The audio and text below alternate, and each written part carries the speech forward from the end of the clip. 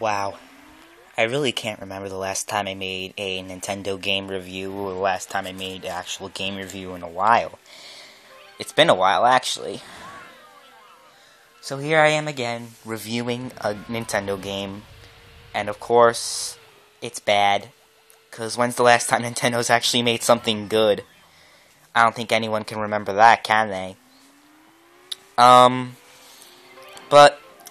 I know what you guys are going to ask. Did you get a Wii U? Because this is the first Wii U game you ever reviewed before.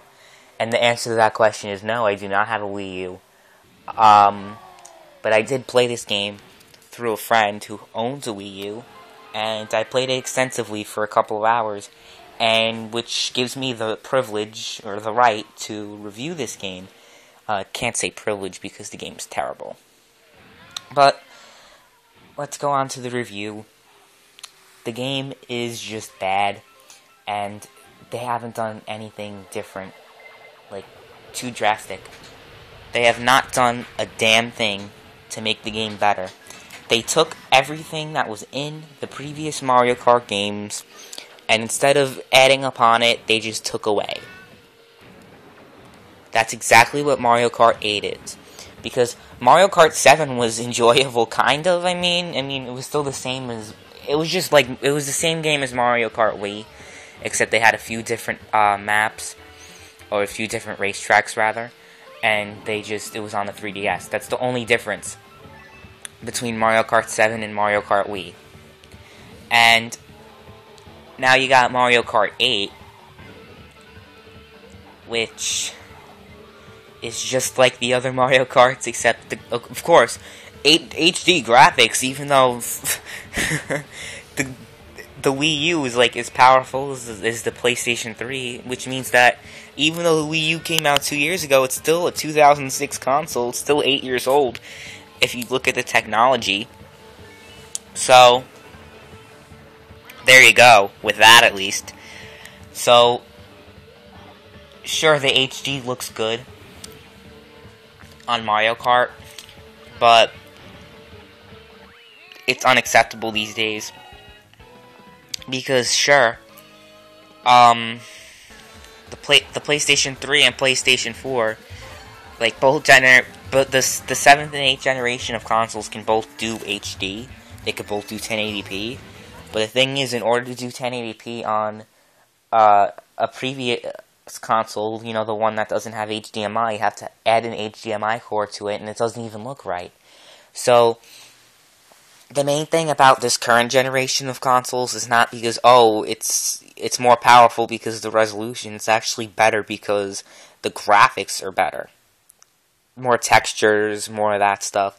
So the resolution is not the big draw to this current generation. It's the actual power and capabilities of the system. So Nintendo decided to go and use a power PC. So that's why this game looks fine, but it's the kind of game we've been waiting, that it would have been acceptable 8 years ago is what I'm trying to say. The game would not be acceptable in modern 2014 because the graphics suck these days.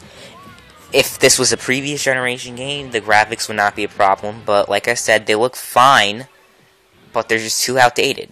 So that's unacceptable on Nintendo's part, because the Wii U is trash, and they should make another console that's not outdated.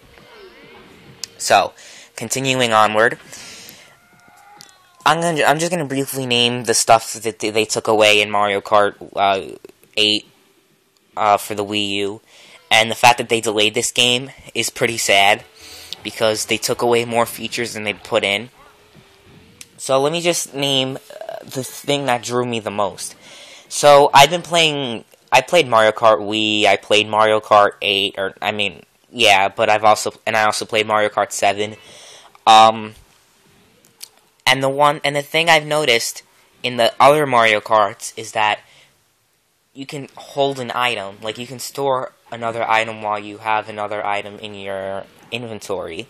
So basically, you can have two items in your inventory.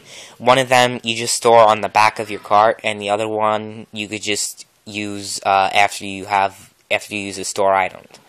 So what that means is that now in Mario Kart 8 you can only use one of them. So you cannot have 2 items stored, which sucks a lot.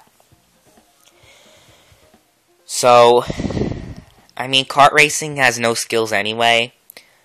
But, you know, of course you have your online. And you got the people racing each other. And honestly, I just joined, like, my first online race I won because it doesn't require any skill at all. It just doesn't. It's not like an actual racing game where you actually need skill and you actually need, you know, you don't have cheap power-ups to you know, destroy other enemies or whatever. Because all I did was it's easy to win and it's also easy to lose because it's a luck-based game. There's no skills. You can, whatever CC you use, it doesn't matter. So I given an in-depth review of this game already. So what I think about this game is plain and simple. This game deserves a big F.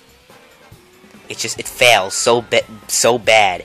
It's a terrible game. It's broken. So many features are taken away.